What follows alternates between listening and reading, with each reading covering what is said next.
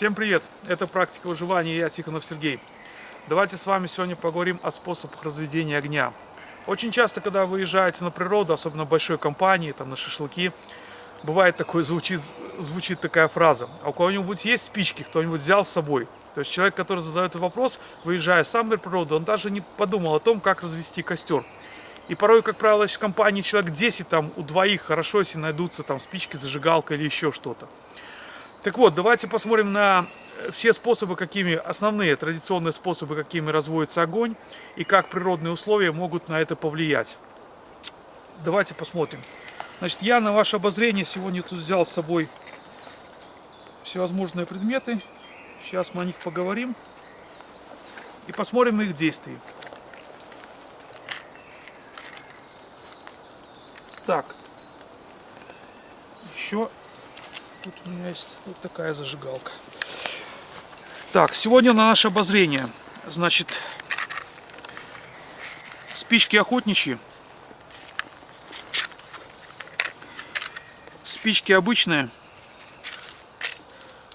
стандартная зажигалка.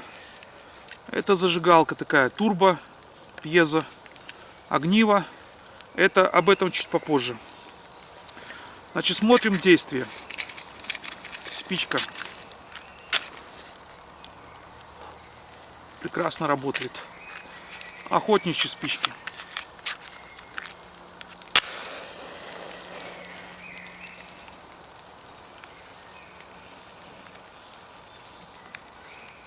Тоже работают хорошо. Обычная зажигалка. Все работает. Это тоже работает. Пламя, я думаю, видно. И огниво, мое любимое. Не знаю почему, но люблю разводить костер огнивом.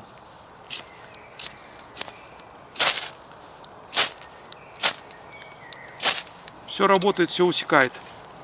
Вроде бы все замечательно, но бывают природные факторы, такие как дождь. И как они могут повлиять на все это. Давайте просто поэкспериментируем, рассмотрим. Для этого у меня есть котелок. И у нас есть вода. Ведь это может случиться случайно. Вы можете где-то переходить через ручеек, упасть, намокнут карманы, намокнут ваши вещи.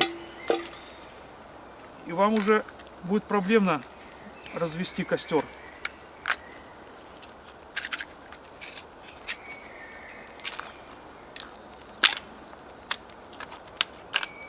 Вот случилась такая беда на природе. Это хорошо, если вы выехали на один день.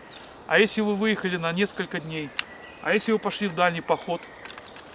Вот оно все попало в воду. Побыло, помокло там.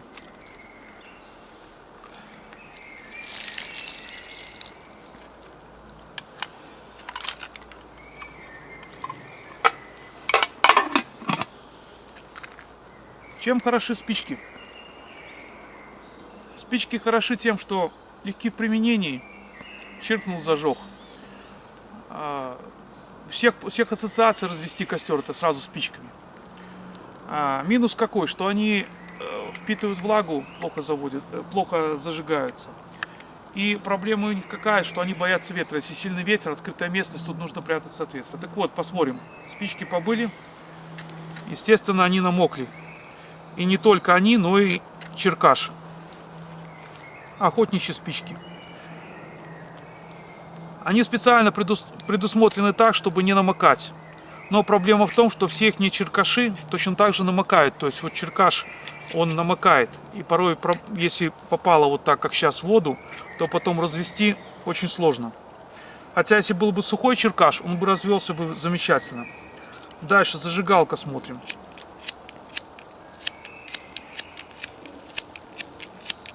Она боится воды, боится морозов.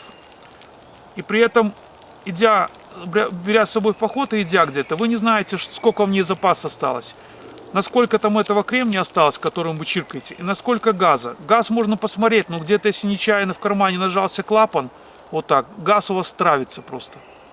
Поэтому зажигалка, я, например, не приветствую. Дальше посмотрим это, пьезозажигалка. То же самое. свистит, бурлит, но ничего нету. Огниво.